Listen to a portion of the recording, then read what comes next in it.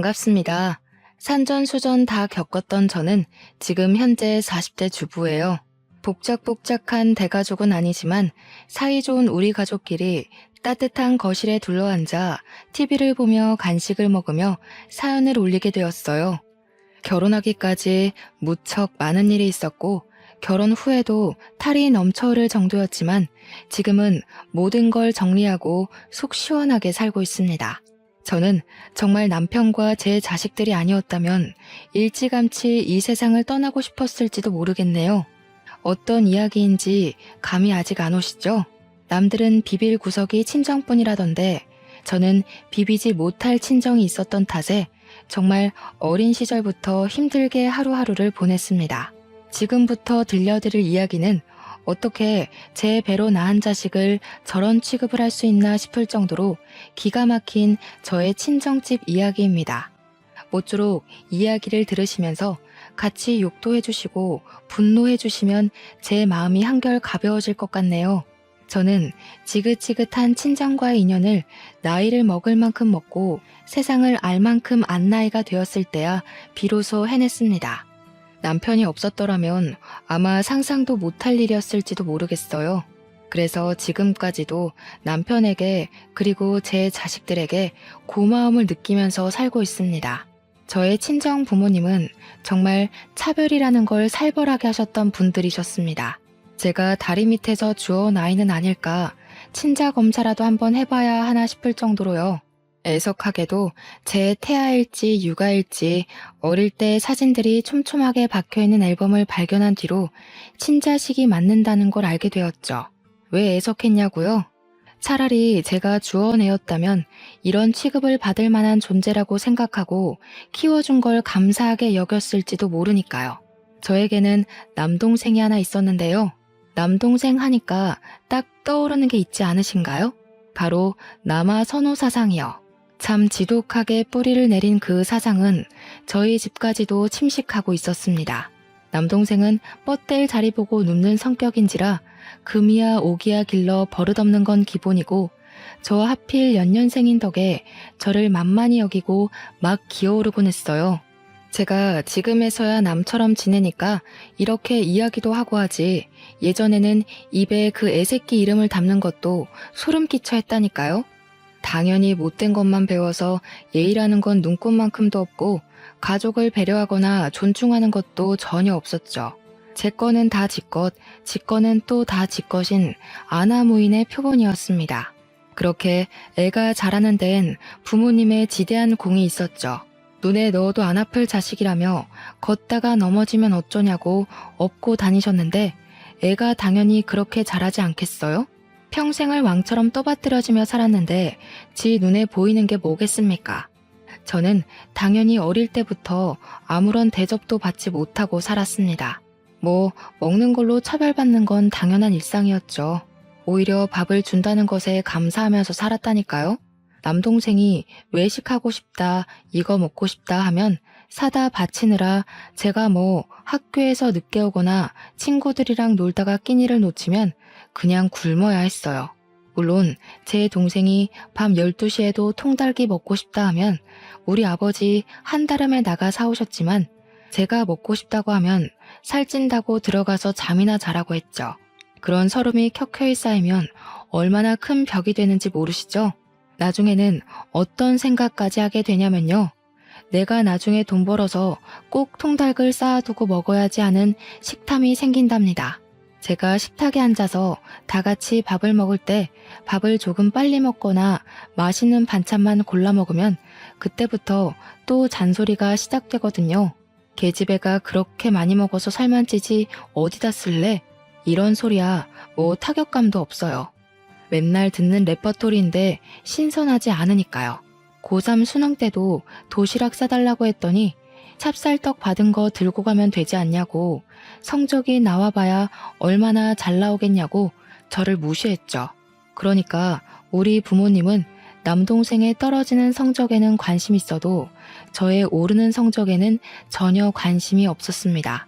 오죽하면 성적표가 나오면 부모님 사인 받아오라고 하잖아요. 거기에 항상 제가 사인을 해야 했어요.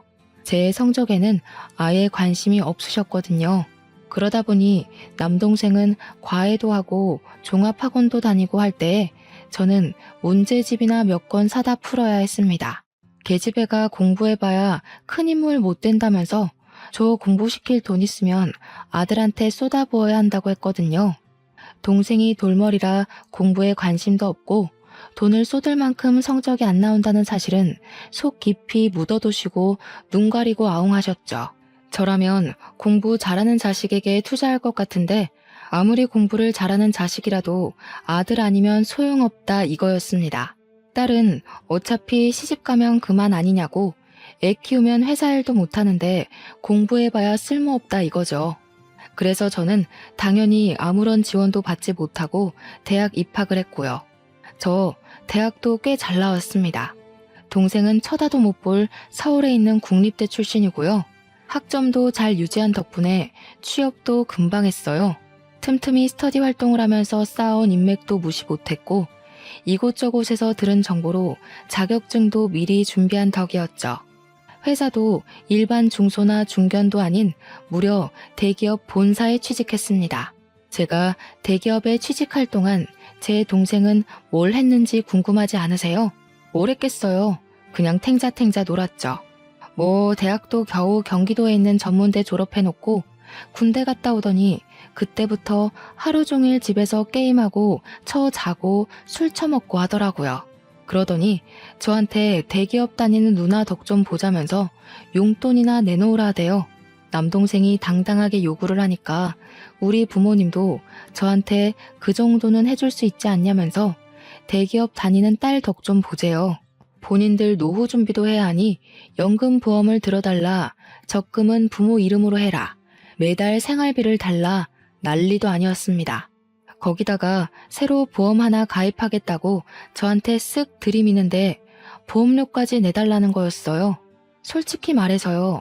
저한테 남동생에게 해준 거 반만이라도 해줬으면 제가 어느 정도는 해드렸을 거예요. 대기업 본사직 초봉이 생각보다 꽤 되거든요. 짝수달마다 성과급도 나오고요. 그런데 저한테 해준 거 없이 달라고만 하니까 제 지갑이 열리겠어요? 나한테 왜 이러나 싶고 반감만 늘어나는 거죠. 퇴근하고 집에 와서 좀 쉬고 싶은데 허구한 날 방에 들어와서 월급날이 언제랬지? 현금 좀 있니? 이러고 있으니 제가 얼마나 집을 떠나 살고 싶었겠습니까? 결국 입사한 지 8개월 만에 돈 타령하는 가족들이 지겨워서 회사 근처에 원룸을 얻었습니다. 핑계는 출퇴근하기가 멀고 힘들어서 그런다고 했지만 사실은 가족들을 피하고 싶어서 집을 나오게 된 거였죠. 근데 제가 집을 나오니까 제 동생이 아주 난리가 난 겁니다. 제가 한 푼 두 푼 쥐어주는 용돈이 그리웠던 거였겠죠? 저한테 다 큰 여자가 무슨 집을 나가 사냐고 하는데 원래 다 크면 나가 살아야 하는 게 독립적인 성인의 모습 아니겠어요?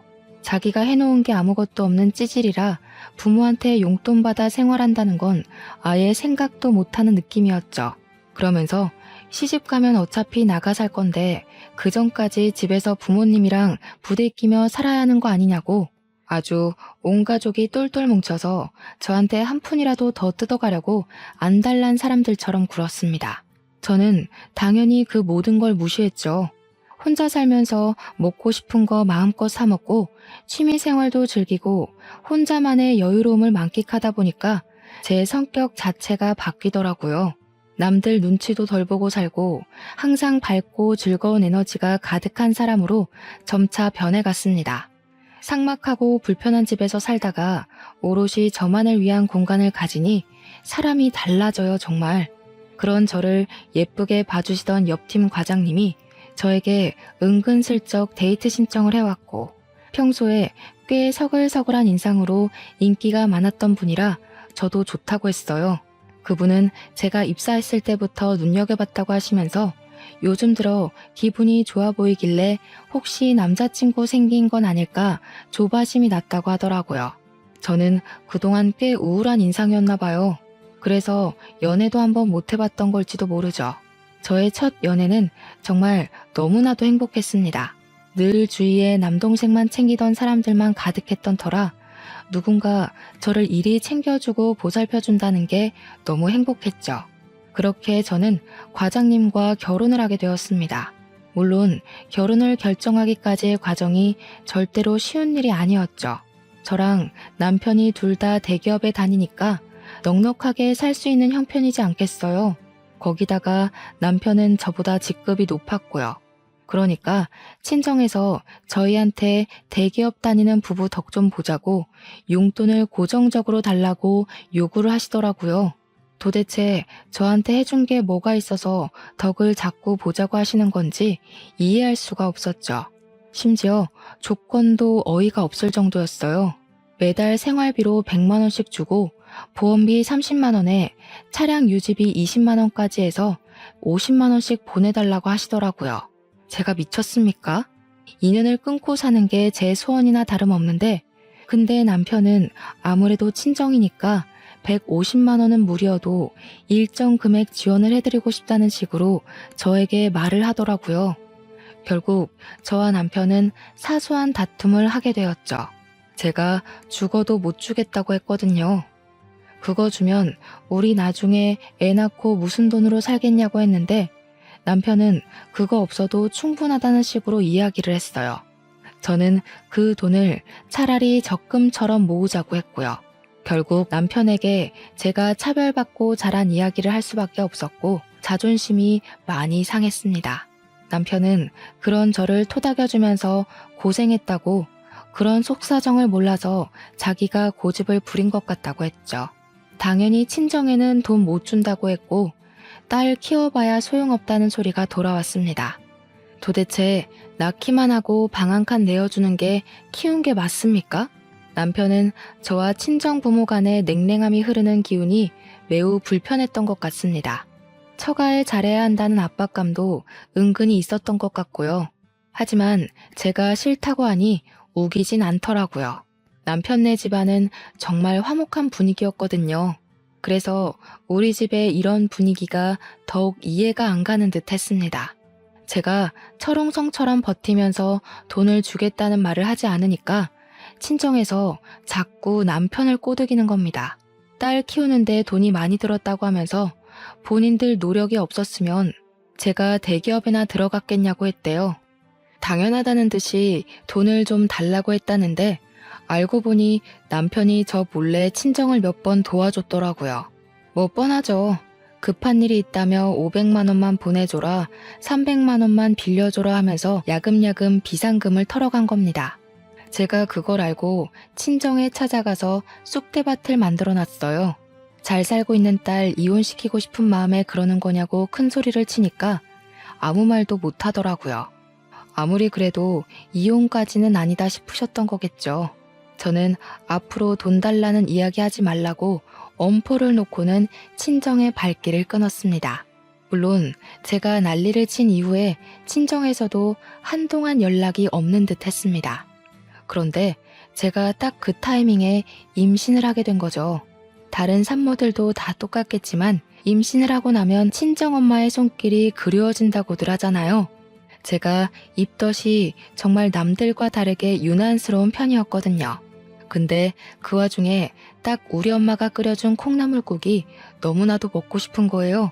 꾹꾹 참고 있다가 어느 날 밤에 제가 엉엉 눈물이 나는 겁니다.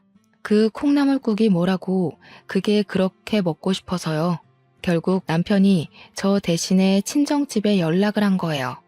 장모님, 와이프가 입덧이 심한 와중에 장모님이 끓여주신 콩나물국이 너무 먹고 싶대요 하면서요.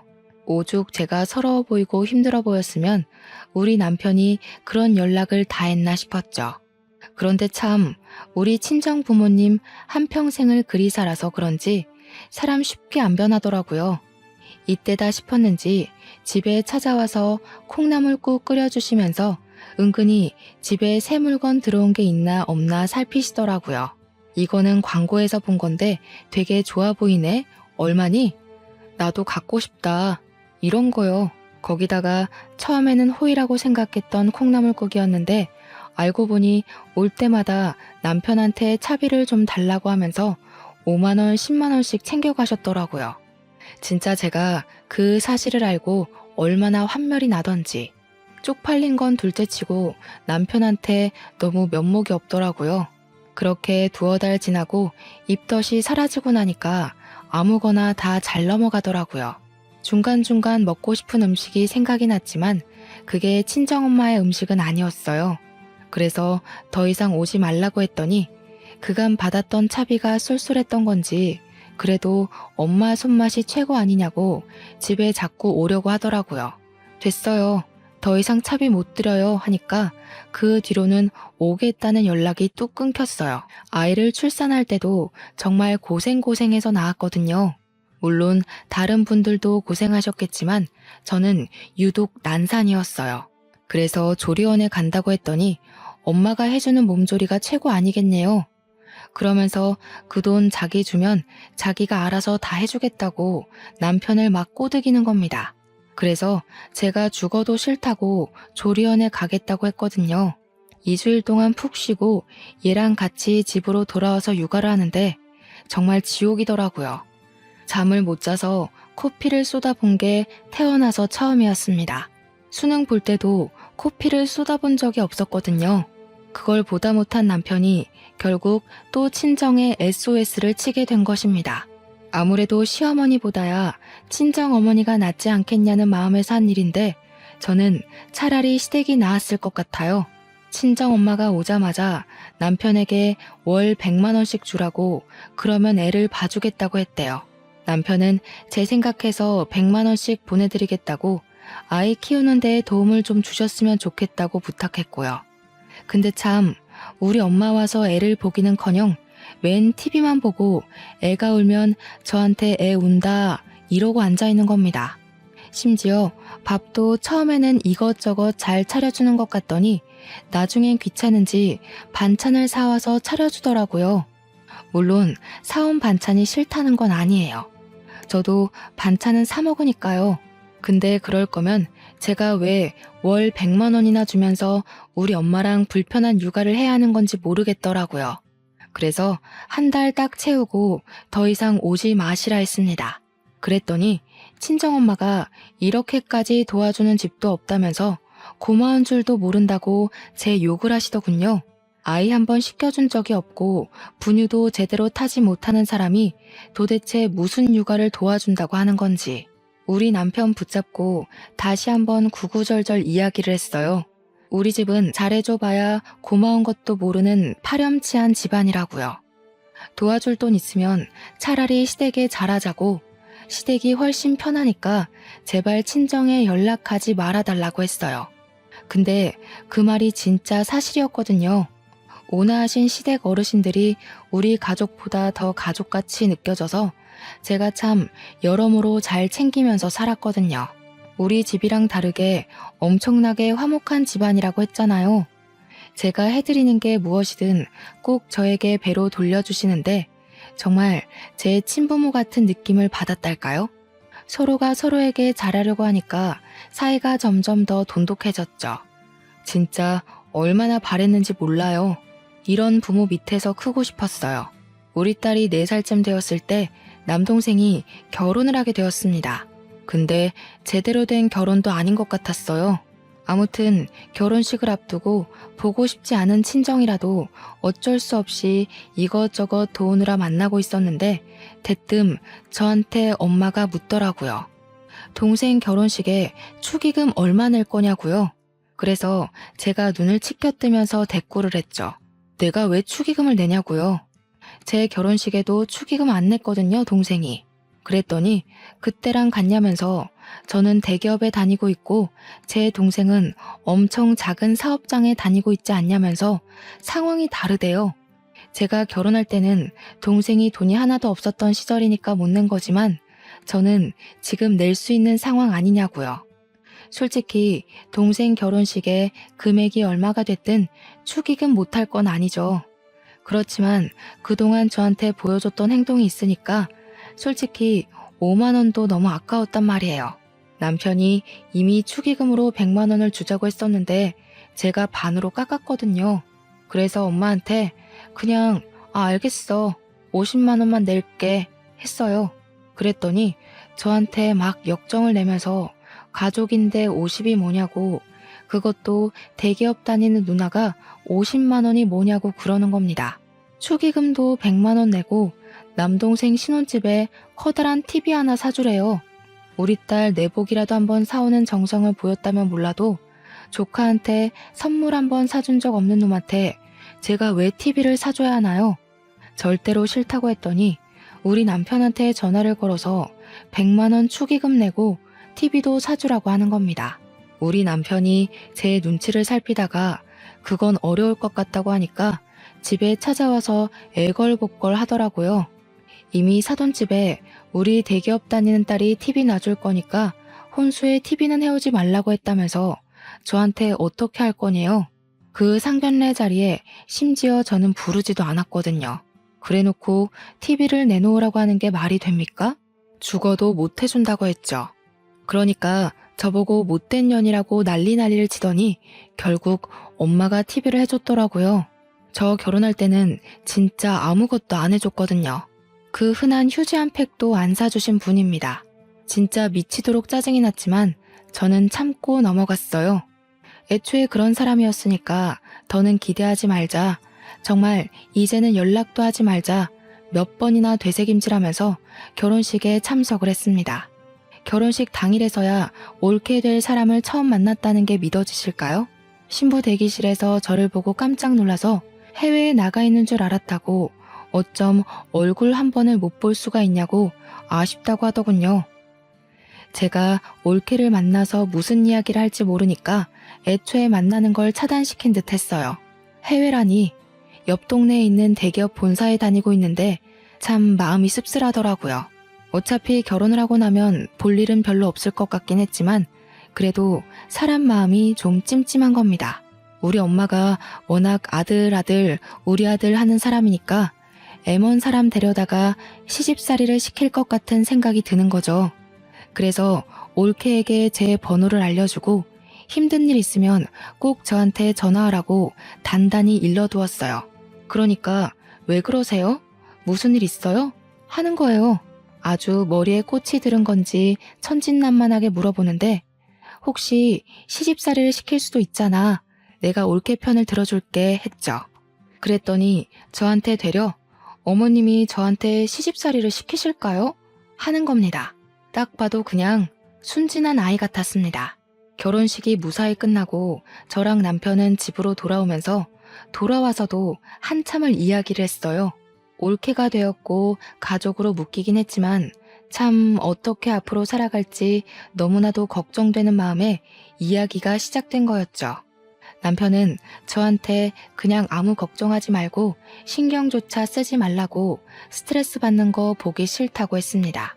그나마 마음이 태평양처럼 넓은 우리 남편이기에 제 스트레스도 저의 못돼 먹은 친정도 버티면서 살았지 다른 사람이었으면 아마 진즉 이혼했을 거예요. 남편 말에도 일리가 있었기 때문에 저는 알겠다고 대답하고 신경을 끊으려고 했습니다. 결혼하고 딱 3개월이 지났을 무렵 올케에게서 전화가 걸려왔고 저는 올 것이 왔구나 하는 느낌을 받았죠. 아무 일 없는 듯 무슨 일이냐고 물었더니 올케가 무척 당황한 목소리로 시모가 조금 이상한 것 같아요 하더라고요. 우리 엄마 이상한 거야 하루 이틀 아닌데 뭐 때문인지는 알아야 하니까 물어봤어요. 그러니까 자꾸 올케네 보고 합가를 하자고 요구를 하고 있다는 겁니다. 아들이 집에 없으니까 너무 외로워서 도저히 못 살겠다고 신혼집에 늘어붙어서는 시댁에 갈 생각을 안 한대요. 그러면서 괜히 침대에 누워서 우리 아들 냄새 난다. 옷방 열어보고 우리 아들 오시네 이런다고 자기 너무 소름이 끼친대요. 신우가 무슨 일 있으면 전화하라고 한 말이 생각나서 전화했다고 하는데 진짜 목소리가 파르르 떨리더라고요. 우리 엄마가 하다 그런 짓까지 할 거라고는 생각도 못했거든요. 그래서 저는 헐레벌떡 준비를 해서 남동생네 신혼집으로 찾아갔습니다. 아니나 다를까 우리 엄마가 거실에 서서 올케한테 이것저것 지시를 하고 있었습니다. 뭐 살림을 이렇게 해서 우리 아들이 편하게 쉴 수 있겠냐. 먹을 거는 제때 먹이고 있냐 하면서 소파에 앉아서 TV가 참 좋지 않니? 이런 헛소리들을 하고 있더라고요. 어찌나 신혼집을 제 집처럼 들락날락했는지 모르는 게 없는 것 같았습니다. 아직도 김치 냉장고에 반찬 사온 거 넣어두고 먹니? 내가 냉장고 정리하라고 했지? 이러는데 무슨 학교 선생님인 줄 알았지 뭐예요. 며느리 길들이기에 심취한 건지 제가 와서 빤히 보고 있는데도 눈치를 못 채고는 올케한테 난리를 치고 있더라고요. 제가 참다 못해서 결국 엄마! 하고 소리를 지르니까 놀래서 여기에 네가 왜 왔어? 하는 게 아니겠어요? 그래서 쪽팔리게 이게 뭐 하는 짓이냐고 당장 나오라고 소리를 쳤어요. 그러니까 내 아들 집에 놀러 온 게 뭐가 잘못이냐고 뻔뻔하게 소리를 치면서 올케한테 네가 연락했니? 나 오는 게 그렇게 싫어? 하는 겁니다. 아니, 그렇게 아들이 좋으면 끼고 살지 결혼은 왜 시켜서 남의 집 딸한테 온갖 트집을 다 잡고 있어. 이 모양 이 꼴로 살라고 아들 결혼시킨 건 아니지 않아? 엄마 정말 무슨 짓을 하고 있는지 몰라서 그래. 얘는 고작 축의금 50만 원 내놓고는 할 말도 많다 진짜. 그러면 내가 축의금 500만 원을 냈으면 신혼집에 내 방 하나 마련해줘라 해도 상관없다는 거야 뭐야? 제 말이 틀린 게 하나도 없으니까 엄마도 입을 꾹 다물고는 아무 소리 안 하더라고요. 제가 진짜 지긋지긋해서 엄마한테 당장 나오라고 했어요. 엄마가 도대체 아들 결혼할 때 뭘 얼마나 해줬으면 해줬다고 여기서 이런 잔소리를 하고 있냐고 올케가 알아서 어련히 잘하겠지 했죠. 그러니까 저한테 자기가 이 집도 해준 거고 다이아 반지에 진주 세트까지 해달라는 거 다 해줬는데 이런 참견도 못하는 거냐고 큰 소리를 치더라고요. 아니 저한테는 맨날 돈 없다 하면서 입덧하느라 힘들 때 콩나물국 그거 고작 끓여주고 10만 원씩 받아가 놓고 아들한테는 집까지 사줬다는 게 말이 되나요? 제 표정이 점점 심각해지고 엄마도 순간 실언했다고 생각을 한 건지 그냥 전세해준 거야 전세 이러는데 제 속은 이미 뒤집어졌죠. 제가 결혼할 때 진짜 아무것도 안 해줬거든요. 그 흔한 혼수 하나 해준 게 없어서 제가 그동안 모아둔 적금 탈탈 털어서 결혼했는데 아들한테는 전셋집까지 해준 것도 모자라 며느리 예물 세트까지 모조리 다 해줬다고 하니까 제가 열불이 안 터지겠냐고요. 그래도 올케 편을 들어주기로 약속하고 온 자리니까 화를 꾹 참아내리면서 이야기를 했어요. 전세고 나발이고 아들 이혼시키고 싶은 거 아니면 더 이상 신혼집에 방문해서 이래라 저래라 참견하지 말라고요. 그리고 올케한테도 솔직히 할 말이 많았지만 그냥 참았습니다. 전셋집도 받고 예물 세트도 받은 주제에 그 정도 참견은 넘어가라고 하고 싶긴 했어요. 근데 뭐 우리 엄마가 워낙 심하게 굴긴 했으니까요. 엄마도 제 말을 듣는 사람은 아니지만 그래도 한동안 자중하는 건지 집에 시도 때도 없이 찾아오진 않는 것 같더라고요. 올케한테도 그냥 네네 하면서 순종적으로 굴지 말고 남동생 머리채라도 쥐어뜯으면서 반항을 하라고 했습니다. 그래도 엄마가 아들 말이면 껌뻑 죽는 사람이니까 최대한 남편 이용해서 해결하라고 했죠. 만약 제가 올케 입장이었다면요. 미저리 같은 시모 무서워서 하루빨리 이 집을 탈출하고 싶은 생각이 간절할 것 같거든요. 생각을 해보세요. 아무리 남편을 사랑한다고 해도 저런 시어머니를 평생 보면서 살 수 있겠어요? 벌써부터 합가하자고 조르는 마당에 더 늙으면 합가하자고 말도 없이 짐 싸들고 집으로 찾아오실 분들이라니까요. 그런데도 우리 올케는 생각 없이 덜컥 임신을 하더라고요. 제가 남동생네 임신했다는 소식을 듣자마자 정말 남동생도 대책이 없는데 올케도 대책 없이 사는구나 싶었습니다.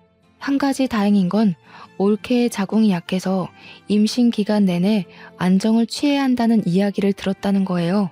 그 덕에 우리 엄마가 신혼집에 방문해서 올케를 구박하거나 스트레스를 주는 일이 완전히 멈췄다는 거죠. 아들의 자식이 잘못될까봐 신혼집 방문을 아예 끊어버린 겁니다. 저는 뭐 답답하면서도 이왕 임신까지 한 마당에 아이 잘 낳고 잘 키워보라고 덕담을 해주었습니다. 그런데 문제는 여기서부터 시작이 되었습니다. 올케가 힘든 10개월의 임신 기간을 거치고 아들을 낳게 된 거죠. 하지만 우리 친정의 남아 선호 사상이 얼마나 대단한지 저는 알고 있지만 우리 올케는 차마 몰랐던 거죠. 3대 독자인 내 남동생의 하나뿐인 아들이니까 무려 4대 독자 아니겠습니까? 친정엄마가 거의 올케한테서 아이를 빼앗다시피 해가지고 우리 아들 내 새끼 했다는데 올케는 자기 아들인데 맨날 시모가 애를 데리고 사라지니까 열이 받는 거죠. 하루 이틀 그러면 몰라도 딱 출산하자마자 맨날 집에 찾아와서는 손 하나 까딱 안 하고 애만 이쁘다 해주니까 몸조리 해야 할 올케가 잡일은 다 하고 시모가 집에 있으니까 쪽잠도 못 자고 집안 살림으로 트집 잡는 건 여전하고 게다가 삼시세끼를 차리라고 했대요. 아무리 며느리라지만 그렇게까지 괴롭힐 이유가 뭐가 있을까요? 나중에는 우리 엄마가 아예 남는 방 하나에 또아리를 틀고 집으로 가질 않더랍니다. 합가 노래를 부르더니 셀프 합가했다면서 올케한테 내가 여기서 좀 지낼게 하고 애만 쏙 데려가고 더 웃긴 건 애가 울고불고 보채면 올케한테 쓱 넘기더래요. 우는 애는 엄마가 달래야지 하면서요. 우리 올케가 스트레스에 거의 반 미쳐서는 맨날 남동생이랑 싸웠대요. 충실하게도 내가 머리채 잡고 싸우러가 한 말이 기억이 났는지 남동생 머리털을 다 뽑아놨다지 뭡니까? 그 꼴을 우리 엄마가 가만히 보고 있었겠어요? 어느 며느리 주제에 우리 아들 머리털을 죄다 뽑아놨냐면서 난리를 치더니 안방에 떡하니 들어와서는 그러더래요. 내가 우리 아들이랑 애랑 셋이 잘 테니까 너는 작은 방 가서 자라. 이게 막장 드라마지 사람 사는 이야기가 맞습니까 정말? 올케가 저를 찾아와서는 신우, 저 정말 피가 말라 죽기 일보 직전이에요 하면서 엉엉 우는데 이야기를 듣는 내내 얼굴이 화끈거려서 참을 수가 없었어요. 아무리 그래도 어떻게 시어머니가 안방을 차지하고는 며느리 보고 나가라고 할 수가 있어요. 그리고 남편이라는 놈은 그걸 지켜만 보고 있다뇨. 이건 정말 유튜브 사연으로 끝낼 게 아니라 공중파 막장 드라마에 충분히 나와도 될 소재 아닌가요? 그날 이후 올케가 열받아서 아예 짐을 싸들고 친정으로 가버렸대요. 남동생한테는 더 이상 너랑 못 살겠다 문자만 하나 덜렁 남기고요. 정말 저는 이 꼴이 언젠간 나올 거라고 예상은 했지만 올케가 애도 버리고 몸만 그렇게 덜렁 나가버릴 줄은 꿈에도 생각 못했습니다. 우리 엄마가 저 산후조리를 도와줄 때 봐서 이미 알고 있긴 했지만 애를 잘 보는 사람은 전혀 아니거든요. 그냥 애를 예뻐해 줄 줄만 알았지 애가 뭐가 필요하고 어떤 걸 찾는지 전혀 모르는 사람이다 이 말입니다. 애가 아프다고 울어도 배고픈 줄 알고 분유만 주고 기저귀 갈아달라고 우는데 심심해서 우는 줄 알고 모빌이나 틀어주니까 애가 제정신이겠어요? 하루 종일 울기만 빽빽 울어대고 우리 엄마는 아무것도 몰라서 이걸 어쩌냐 저걸 어쩌냐 하고 있고 웃긴 게 그러면서도 올케한테 곧 죽어도 잘못했다 참견 안 하겠다 돌아와라 이런 말은 안 하더라고요. 올케는 오히려 친정으로 도망친 이후에 산후조리도 제대로 하면서 몸관리, 정신관리 제대로 하고 있는 듯 보였고요. 조카는 아프다고 우는데 우리 엄마는 분유만 콸콸 쏟아부었고 연약한 조카는 결국 장염에 걸려서 탈수 증세를 보이고 병원에 입원을 하게 되었습니다. 병원에서도 애가 이렇게 열이 나고 토하고 설사를 하는데 보호자분은 뭐 하셨어요? 하는데 남동생도 엄마도 아무 말 못하고 멍하니 있더라고요. 결국은 한 발 굽히고 들어가야겠다며 엄마가 제 앞에서 올케한테 전화를 걸어서 며느리야 이제 그만 돌아와라 하시더라고요. 저는 손이 발이 되도록 빌어도 올까 말까 한 사람을 저렇게 무미건조하게 불러서야 되겠나 싶었죠. 올케도 저랑 같은 마음이었던 건지 죽어도 안 가겠다고 딱 잘라서 이혼할 테니까 아들이나 끼고 평생 행복하게 사세요 하고 끄는 거예요. 그러더니 남동생한테는 전화해서 시댁이랑 인연 끊겠다고 선언하지 않는 이상 죽어도 너랑 같이 안 산다고 했대요. 저는 차라리 속 시원하다 생각했습니다. 아들이라면 끔뻑 죽는 엄마가 아들 없이 평생을 살아야 한다. 이게 바로 제가 생각한 최고의 복수가 아닐까요? 상상만 해도 고소했어요. 우리 엄마는 남동생이 엄마랑 안 보고 살아야 돌아오겠대 라고 하자마자 며느리한테 전화 걸어서 쌍욕을 하기 시작했습니다. 우리 옳게 보고 며느리 주제에 왜 이렇게 빳빳하게 구냐고, 시어미가 전화해서 돌아오라고 했으면 나부탁에 돌아오겠습니다 하라고요. 며느리가 이러니까 집안 꼴이 그따위로 돌아가는 거 아니겠니? 내가 돌아오라고 굽히고 들어갔으면 쿵짝이 맞게 돌아오겠다고 해야 하는 거 아니냐고. 도대체 너네 집에서 자식 교육을 어떻게 시켰길래 며느리 주제에 시어른 무서운 거 모르고 집을 나가냐는 말이야. 너네 부모님이 그렇게 가르치든? 사돈 어른들도 아주 자식 교육을 잘못 시켰어. 옆에서 보고 있던 저는 낱말할 처지가 아닐 텐데 하고 생각했지만 굳이 입 밖으로 꺼내진 않았습니다. 남동생은 자기 마누라가 시자 노릇하는 엄마한테 욕을 먹고 있는데도 왜? 안 온대? 언제 온대? 진짜 안 온대? 이런 말이나 반복하고 있었고요. 결국 옳게 전화통화를 엿듣고 있던 사돈어른이 노발대발 난리가 난 겁니다. 서로 스피커폰으로 싸우는지 소리가 왕왕 울리는데 살벌하게 싸우시더라고요. 어디 자식 교육을 운운하실 처지가 되냐. 그 집 아들도 뭐 하나 제대로 못하는 바보 천지던데 너네 집이나 잘 돌봐라. 지금 말 다 했냐. 어디 우리 귀한 아들을 욕하고 앉아있냐. 너네 딸이 살림 더럽게 못하더라. 이러면서요. 남동생은 그제야 지금 우리 장모님이랑 싸우는 거야? 엄마 미쳤어? 이러는데 우리 엄마는 당장 이혼해 하면서 소리 지르고 결국에는 올케가 이혼하겠다고 두 손 두 발 다 들었습니다. 그제야 남동생이 올케한테 시댁이랑 인연을 끊고 살겠다고 한 모양인데 뭐 자기들 마음대로 쉽게 끊어질 인연이 아니라는 걸 올케도 깨달았겠죠. 애도 포기할 테니까 이혼만 해주라고 난리 법석을 떨고 올케네 집사람들이 다 찾아와서 남동생한테 도장 찍으라고 협박도 했나 봐요. 결국 울며 겨자 먹기로 남동생은 이혼 서류에 도장을 찍어줄 수밖에 없었고 호라비가 되었습니다. 때마침 전세 계약도 끝나가는 시점이라 전세금 빼서 엄마 품으로 다시 돌아갔더라고요. 남동생은 일을 해야 하니까 엄마가 애를 하루 종일 돌봐야 하는 육아 전담이 된 것이죠. 근데 육아라는 게 젊은 사람들이 하기에도 보통 힘든 일이 아니잖아요. 그러니까 저한테 애를 데리고 와서는 저보고 애를 좀 키워주라면서 툭하니 조카를 던지고 가는 게 아니겠어요. 저는 무슨 일 안 하는 사람 취급을 하는데 너무 어이가 없더라고요. 주말에만 좀 봐주라면서 토요일 새벽부터 찾아와서 자고 있는 애를 던져주고 가는데 남동생도 주말에 쉬거든요. 우리 아들은 주말에 푹 쉬어야 된다. 이런 마인드가 아직도 남아 있었던 거죠. 저도 한감 같은 주말 시간 6살 된 우리 딸이랑 놀아주기도 바쁜데 뭐 이쁜 구석이 있다고 조카까지 봐야 하냐 이 말입니다. 저는 바로 친정으로 달려가서 애를 던져주고 나왔습니다. 제가 친정에 정신 차리고 준비해서 가니까 이미 자기들끼리 소고기 구워 먹고 파티하고 있더라고요.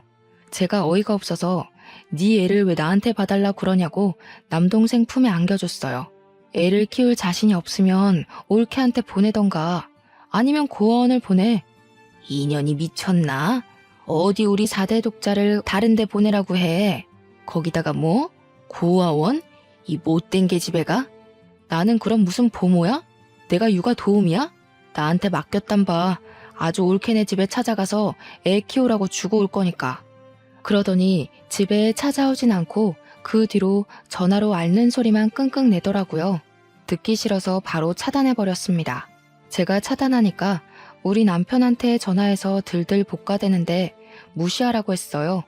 그러던 어느 날 은근슬쩍 우리 남동생이 남편 보고 인도네시아에 무슨 사업 투자를 해보라고 했다는 거예요. 조카 이야기하다가 뜬금없이 한 소리라 남편이 당황해서 뭐라고? 하니까 자기가 무슨 투자 설명회를 다녀왔는데 곧 상장하는 기업이라고 했대요. 이미 해외에서는 탄탄한 회사라면서 모아둔 돈 있으면 투자 한번 해보라고 했다는 겁니다. 그래서 제가 낌새가 0 이상해서 회사를 검색도 해보고 저희 회사 해외 영업부 친구한테 물어도 봤는데 그런 회사는 모른다고 하더라고요. 남편한테도 그거 사기 아니냐고 하니까 남편도 사기가 맞는 것 같다고 했어요. 남동생은 무슨 다단계에 빠진 사람처럼 남편에게 그 회사만큼 좋은 투자처가 없다면서 있는 돈 다 털어서 투자하라고 꼬시고, 나중에는 우리 엄마랑 아빠까지도 남편한테 돈 좀 달라고 투자하자고 난리도 아니더라고요. 그래서 솔직하게 그거 사기 같던데요 하고 남편이 말을 했대요. 그랬더니 제 남동생이 그 회사에 다니고 있다는 겁니다. 자기가 다니는 회사인데 투자자들 모시고 있는 거라며 월급도 잘 나오고 미래 가치가 인정되는 회사라고 하더래요. 우리 엄마 아빠도 있는 돈 다 털어서 투자를 했다고, 자기 신혼집 전세 자금 뺀 돈도 다 털어서 투자를 했대요. 그러면서 매형 1,000만 원만 투자해봐요 이러더라는데 남편이 한사코 거절을 한 거죠. 우리 친정에서는 기회도 못 잡는 바보라면서 어느 사기업체가 이자를 따박따박 주냐고 하는 겁니다. 완전히 싱글벙글 난리가 났는데 투자 금액의 일정 수익을 돌려받는 형태의 투자래요. 2달 동안 이자를 꽤 많이 받았다고 신나서 이야기하는데 그게 딱 폰지 사기 수법이잖아요. 제가 지금이라도 발 빼라, 그거 사기 맞는다고 이야기했는데 저한테 멍청한 것 평생 은행 이자나 받아먹으면서 살라고 하더군요. 투자 금액에 비례해서 이자가 지급되다 보니까 친정 식구들이 눈이 돌아서 집 담보대출까지 받아서 억 단위의 돈을 더 쏟아부은 거예요. 그런데 정말 딱 4개월 만에 회사가 종이 조각이 되어 사라진 거죠. 투자 금액도 날리고 더군다나 그 회사를 재직 중인 걸로 되어 있던 동생은 폰지 사기에 주범격으로 연루까지 되면서 난리가 났습니다.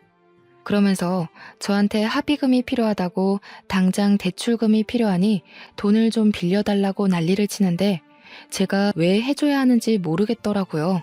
애초에 제가 그거 사기라고 돈 쓰지 말고 회수하라고 했음에도 불구하고 저보고 멍청이라고 하더니요. 그러더니 저한테 먹고 살 방법을 찾아야겠으니 제발 조카만이라도 데려가서 키워주면 안 되겠냐고 하더이다. 애가 무슨 죄가 있겠나 싶어서 데리고 왔어요. 남동생은 사기로 실형받아 잡혀 들어가고 친정 부모님은 빚 갚는다고 팔자에도 없던 식당 일에 대리운전하시고, 저는 조카를 어찌할까 고민하다가 올케한테 연락해서 애를 데려가라고 했습니다. 올케가 한달음에 달려와서는 엉엉 울면서 안 그래도 애가 너무 보고 싶었는데 꾹 참고 있었다고 하더군요. 그래서 사정을 설명해주고 양육권 반환 소송을 걸어서 친권 양육권 찾아오라고 했어요. 또 시키는 일은 잘하는 올케라 바로 변호사 선임해서 소송을 걸었고 올케가 아이를 데려가게 되었습니다. 우리 집에서는 당연히 4대 독자를 어디 집 나간 며느리가 데리고 가냐면서 난리가 났죠. 그런데 법적으로 친권, 양육권 모두 올케한테 간 걸 어쩌겠어요. 이런 일이 오지 않길 바랐으면 아들을 그렇게 아나무인 사기꾼으로 키웠으면 안 되는 거죠. 저한테 네 짓이지 하는데 올케가 알아서 잘 키우겠지, 그냥 포기하라 했습니다. 올케는 애랑 행복하게 살고 있는 듯하고 우리 친정은 폭삭 망했습니다. 우리 집에 방 한 칸만 내어달라고 사정사정하는 거 저는 죽어도 싫다고 안 되겠다고 거절했습니다. 그 뒤로 몇 개월을 찾아와 돈 좀 달라고 도와달라고 비는데 그 꼴 보기 싫어서 이사까지 했고요. 지금은 번호도 바꾸고 연락도 하지 않고 완전히 남남처럼 지내고 있습니다. 이래서 아들 해봐야 하나도 소용없는 것 아니겠습니까? 만약 저에게 고기 반찬만 해줬어도, 산후조리만 똑바로 해줬어도, 돈 달라고 강짜만 놓지 않았어도 도와주고도 남았을지도 모르죠. 하지만 저한테 바라는 게 돈밖에 없는 아나무인들에게는 해주고 싶지 않네요. 지금처럼 쭉 우리 가족끼리만 잘 먹고 잘 살 겁니다. 아주 보란듯이요. 제 강단이 어떠신가요? 사이다 같아서 마음에 드셨으면 좋겠네요. 제 사연을 들어주신 청취자 여러분들도 꼭 결단력이 필요한 일에서 똑바로 결정을 내리시길 바라며 글을 마치겠습니다.